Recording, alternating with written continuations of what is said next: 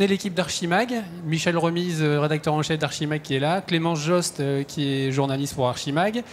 Et moi, Éric Leven, je suis journaliste aussi pour Archimag. On a animé avec Michel la plupart des conférences qui ont eu lieu dans cette salle. Clémence et Bruno ont réalisé le quotidien que vous avez eu entre les mains durant les 2 jours. Et donc on voulait clôturer, puisque c'est le dernier jour et ça ferme dans pas longtemps le salon, avec une petite note légère sur ce qu'on a retenu, ce qui nous a marqué. Donc on voulait partager ça avec vous, donc ça va pas durer longtemps. Donc on va faire ça sous la forme de mots, c'est-à-dire qu'on va vous proposer des mots, et puis on va vous dire ce qu'on y a associé. Donc chacun, à tour de rôle, on va vous dire nos mots, on en a une dizaine chacun. Voilà, et on passera ensuite sur cette opération, et je vous en parlerai, c'est une opération photo qu'on a appelée opération selfie. Je vous en dirai quelques mots tout à l'heure. Alors moi, le premier mot, puisque je démarre, c'est 10 274. Alors je ne sais pas si ça vous dit quelque chose, 10 274 à votre avis. Je compte sur vie. Nombre de visiteurs? Non, pas du tout. Non, c'est le nombre de fois où j'ai entendu parler du RGPD pendant ces 2 jours. 10 274. On n'a entendu parler que de ça, enfin en tout cas pour ma part. Alors moi, ce qui m'étonne, c'est que ça fait quand même 2 ans, grosso modo, qu'on en entend parler, qu'on doit être prêt. C'est le 25 mai. Mais alors, vu le nombre de personnes qui sont dans les confs, c'est que soit personne n'a rien compris, soit personne ne s'y est mis, soit... Donc voilà, je suis juste étonné que ça suscite à ce point-là les passions, à juste 2 mois du truc. Voilà. Alors le deuxième mot, Clémence, ce serait quoi? Moi j'ai un deuxième mot. Ah, ça marche. Merci.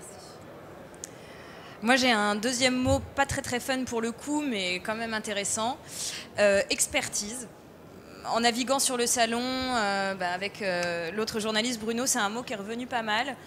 Oui, on parle de logiciels, oui, on parle de technologie, mais ce qu'on a remarqué quand même, c'est que les clients, ce qu'ils veulent aujourd'hui, c'est avant tout une expertise, un conseil.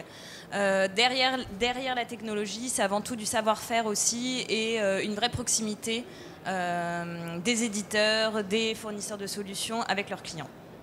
Voilà. Très bien. Alors, Michel, ton mot à toi. Alors, un mot, c'est changement, pour conduite du changement, bien sûr. Et on se rend compte que la conduite du changement, en fait... pratiquement sur n'importe quel sujet ici, ça revient sur le tapis. La conduite du changement, il y en a forcément. Qu'on soit dans une simple démarche de réinformatisation ou qu'on se lance dans des projets pas forcément plus ambitieux, mais autres, par exemple la robotic process automation, on parle à chaque fois de conduite du changement. Voilà, donc c'est un passage obligé. Faut pas c'est ce qui se dit aussi, hein, faut pas le prendre en route, mais il faut l'attaquer d'entrée de jeu. Quand on commence un projet, il faut penser conduite du changement, parce que si on y pense un petit peu plus tard, voilà, c'est foutu en fait, ou presque. Bon, difficilement rattrapable. D'accord. Alors moi j'ai encore un autre mot, c'est cheminot. Alors évidemment c'est le jour de grève, donc c'est le mot qui fâche. Mais alors on n'a pas vu trop de cheminots à Documation cette année, il n'y en a pas eu des masses, enfin je crois pas, sauf que si. Il y a eu une conférence avec un retour d'expérience de la SNCF, mais je vous donne en 1000, c'était hier.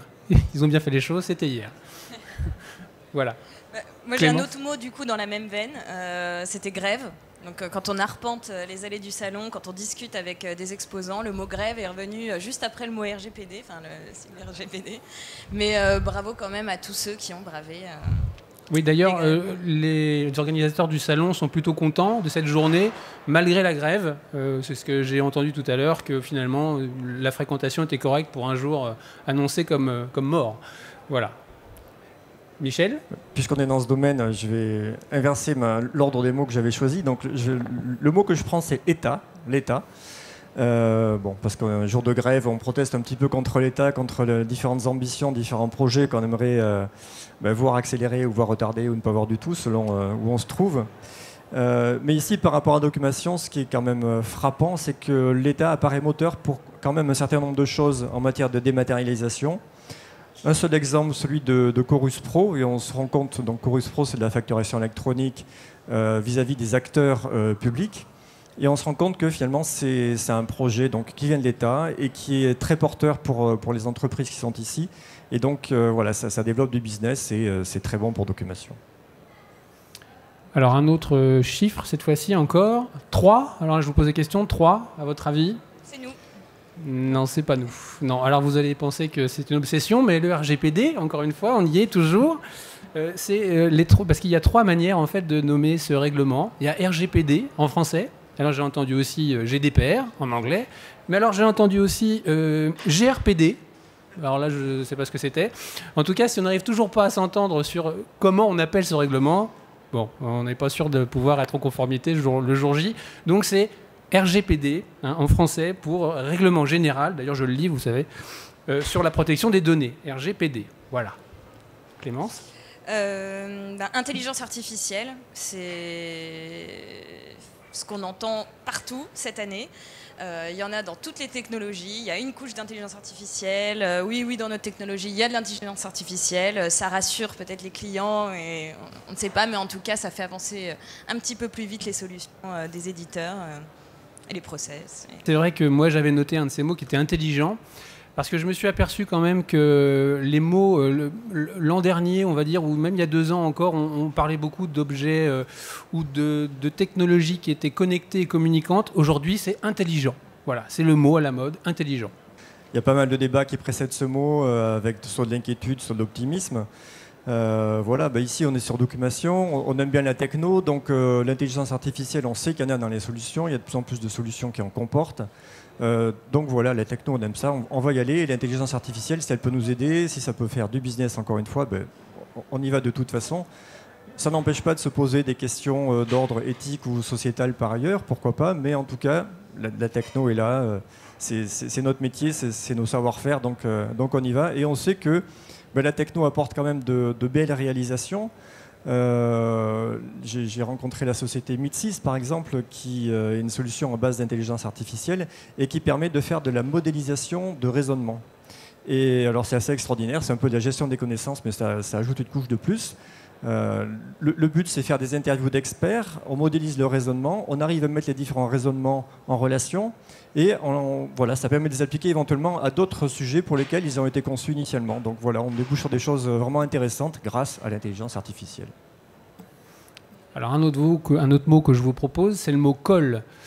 Alors colle, parce que, étant donné qu'on a animé avec Michel plusieurs conférences, on s'est aperçu que dans chaque conférence, il y avait toujours quelqu'un qui avait la question qui tue, la colle du jour, à laquelle personne ne pouvait répondre. Alors, autour du RGPD, mon obsession, vous l'avez compris, j'ai eu une question sur le fait que la Pologne voulait abaisser le montant des sanctions. Alors, vous étiez là peut-être, hein, voulait abaisser le montant des sanctions, et le monsieur se demandait, alors, est-ce que c'était pas déjà un coup de canif dans ce magnifique règlement européen?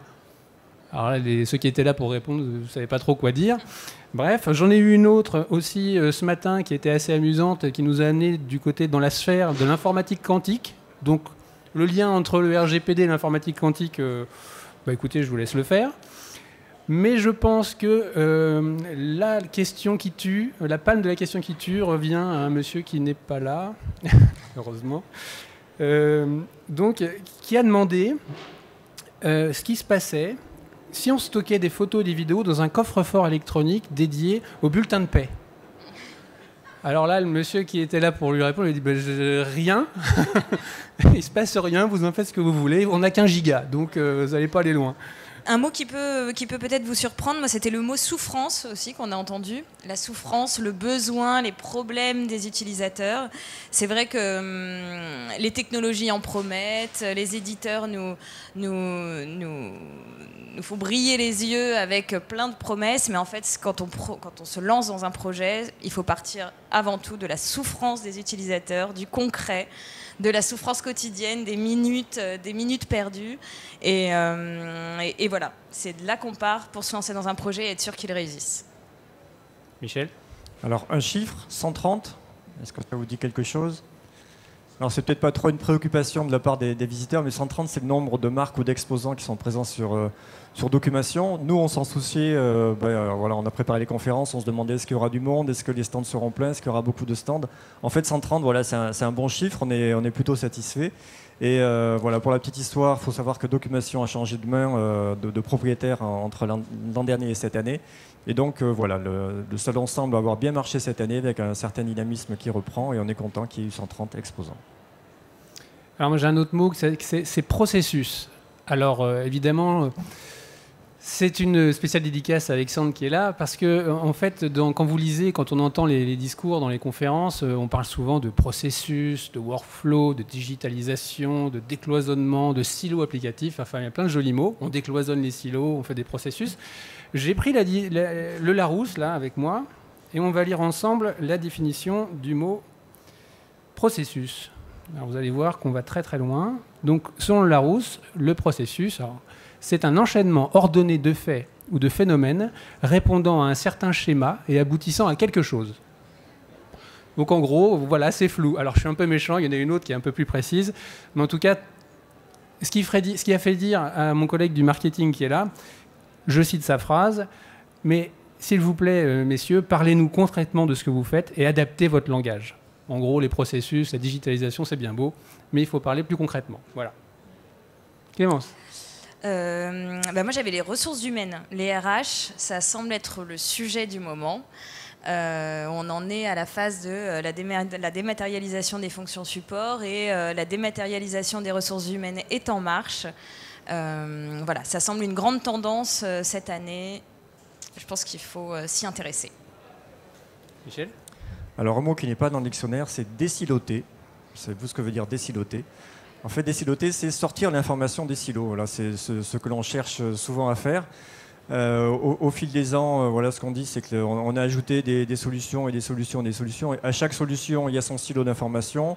Et du coup, l'information ne circule pas suffisamment. Alors voilà, maintenant, la tendance de pas mal de solutions, c'est d'avoir des solutions qui permettent de désiloter l'information. C'est un petit peu la logique des plateformes avec une interface utilisateur qui est assez transparente, assez simple, où on n'indexe pas trop l'information, on ne la catégorise pas, on s'en soucie pas trop, ça se fait plutôt de façon automatique par le biais de tags ou autre. Voilà, donc désilotons l'information. Alors restez encore 5 minutes, hein, il reste que quelques mots. Donc le mien, le prochain, c'est collaboratif, et ça rebondit sur tes silos, Michel, parce que dans le collaboratif, on brise les silos aussi. Voilà, mais alors, ce qui me frappe là-dedans, dans le collaboratif, c'est une grande thématique à la mode en ce moment, c'est qu'on s'aperçoit que les outils et les solutions, finalement, ne sont que des supports, et que l'important, c'est les bonnes pratiques. Qu'en gros, vous avez beau avoir les meilleurs outils du monde, les meilleures plateformes, si vous n'avez pas les bonnes pratiques pour nommer les documents, les classer, pas faire des doublons, des triplons, des machins, et les échanger correctement, vous ne collaborez pas vraiment. Voilà. Clémence ? Une autre transformation des usages, je rebondis sur le mot collaboratif, c'est la mobilité. Pour avoir rencontré pas mal d'éditeurs ces derniers jours, là ils sont tous où ils sont en train de créer leur application mobile, enfin l'application mobile de leur solution. Et ça, du coup, c'est en plein dans les tendances du moment. Le digital workplace, la mobilité, ça permet à tout le monde de travailler efficacement où qu'il soit. Michel ? Alors un mot un peu sauvage, c'est blockchain. En fait, je souligne ce mot parce que je l'ai très peu entendu cette année. Ça m'a pas mal étonné. C'était le buzzword des années 2016-2017. Tout le monde se mettait à parler de blockchain, il fallait se positionner là-dessus. Les associations ont créé des groupes de travail sur la blockchain. Et puis cette année, pas grand-chose. Nous, de notre côté, à Archimag, on a aussi travaillé sur la blockchain. On a fait un guide pratique sur la blockchain. On a transpiré pendant des mois et des mois sur la blockchain. On a été poussé par Louis Guerre qui nous disait « Alors, ça sort quand ? Ça sort quand ?» Ça a fini par sortir. Et on s'est dit « C'est bon, on s'est positionné. Et puis, on aura un outil de référence à faire valoir sur Documentation cette année. » Puis, en fait, non, il est très peu question de blockchain. Voilà, c'est un peu une déception quelque part parce qu'on sait que parallèlement, il en est encore question. Ce n'est pas un concept qui a disparu du tout. Il y a des applications qui naissent, il y a des cas pratiques qui se mettent en place. Donc voilà, j'espère que ce mot refera surface l'année prochaine, en tout cas ici.